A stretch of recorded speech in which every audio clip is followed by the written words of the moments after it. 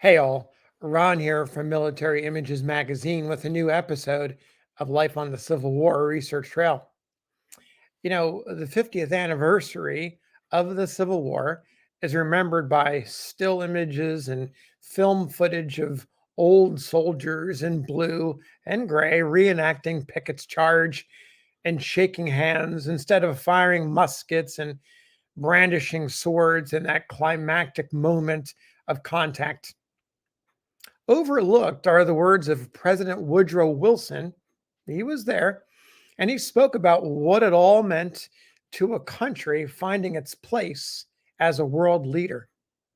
Here's what he had to say: Friends and fellow citizens, I need not tell you what the Battle of Gettysburg meant. These gallant men in blue and gray sit all about us here. Many of them met upon this ground in grim and deadly struggle. Upon these famous fields and hillsides, their comrades died about them. In their presence, it were an impertinence to discourse upon how the battle went, how it ended, and what it signified. But 50 years have gone by since then, and I crave the privilege of speaking to you for a few minutes of what those 50 years have meant. What have they meant? They have meant peace and union and vigor and the maturity and might of a great nation. How wholesome and healing this peace has been. We have found one another again as brothers and comrades in arms, enemies no longer, generous friends rather, our battles long past, the quarrel forgotten, except that we shall not forget the splendid valor, the manly devotion of the men then arrayed against one another, now grasping hands and smiling into each other's eyes. How complete the union has become, and how dear to all of us, how unquestioned, how benign and majestic, as state after state has been added to this our great family of free men.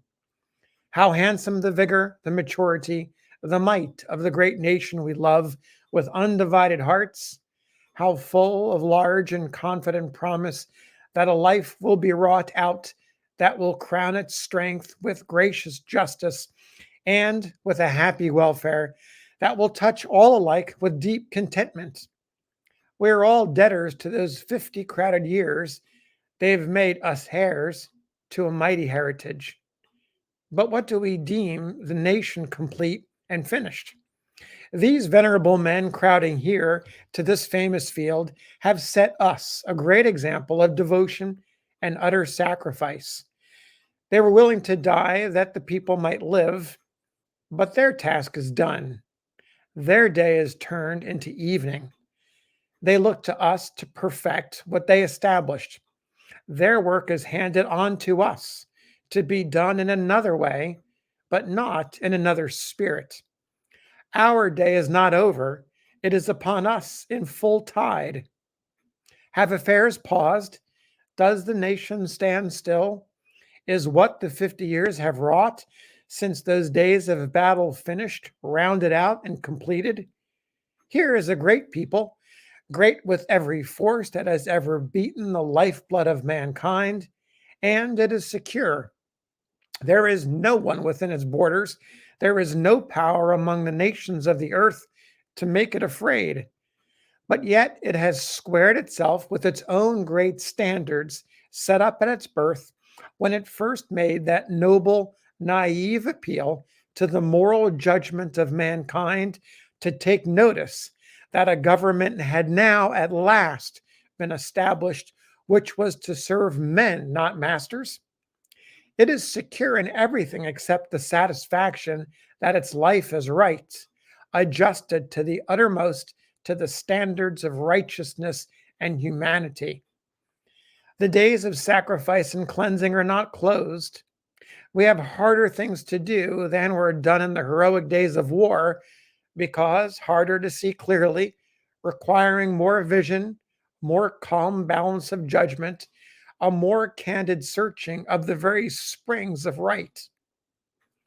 Look around you upon the field of Gettysburg. Picture the array, the fierce heats and agony of battle, column hurled against column, battery bellowing to battery. Valor, yes. Greater no man shall see in war, and self-sacrifice and loss to the uttermost. The high recklessness of exalted devotion which does not count the cost. We are made by these tragic epic things to know what it costs to make a nation, the blood and sacrifice of multitudes of unknown men lifted to a great stature in the view of all generations by knowing no limit to their manly willingness to serve, and armies thus marshaled from the ranks of free men. You will see, as it were, a nation embattled, the leaders and the led, they may know, if you will, how little except in form its action differs in days of peace from its action in days of war. May we break camp now and be at ease? Are the forces that fight for the nation dispersed, disbanded, gone to their homes, forgetful of the common cause? Are our forces disorganized, without constituted leaders and the might of men, consciously united because we contend, not with armies, but with principalities and powers and wickedness in high places? Are we content to lie still? Does our union mean sympathy, our peace contentment, our vigor right action, our maturity self-comprehension, and a clear confidence in choosing what we shall do? War fitted us for action, and action never ceases. I have been chosen the leader of the nation. I cannot justify the choice by any qualities of my own, but so it has come about, and here I stand. Whom do I command? The ghostly hosts who fought upon these battlefields long ago and are gone? These gallant gentlemen stricken in years, whose fighting days are over, their glory won? What are the orders for them, and who rallies them?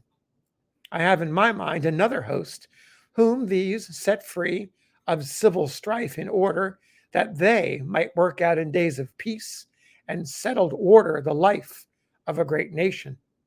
That host is the people themselves, the great and the small, without class or difference of kind or race or origin, and undivided in interest. If we have but the vision to guide and direct them and order their lives aright in what we do. Our constitutions are their articles of enlistment.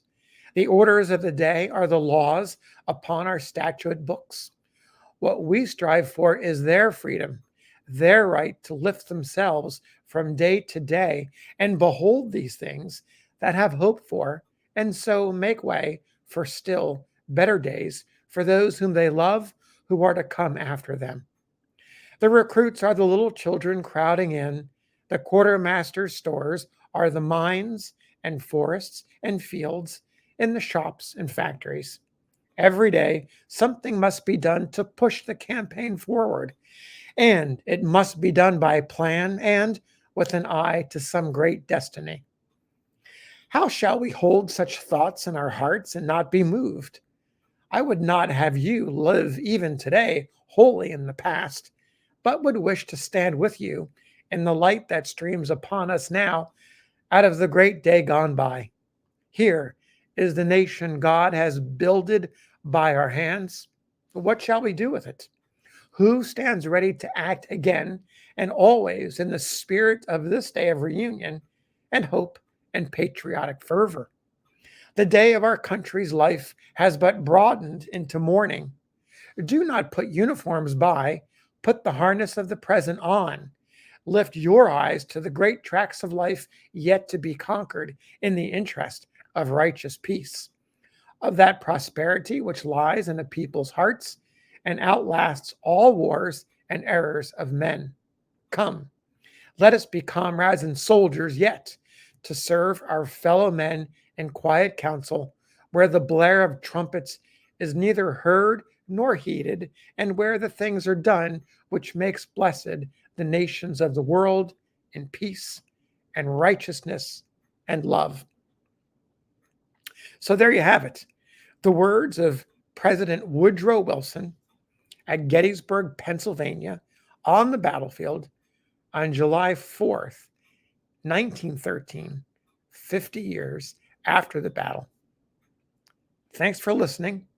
We'll see you on the next episode of Life on the Civil War Research Trail.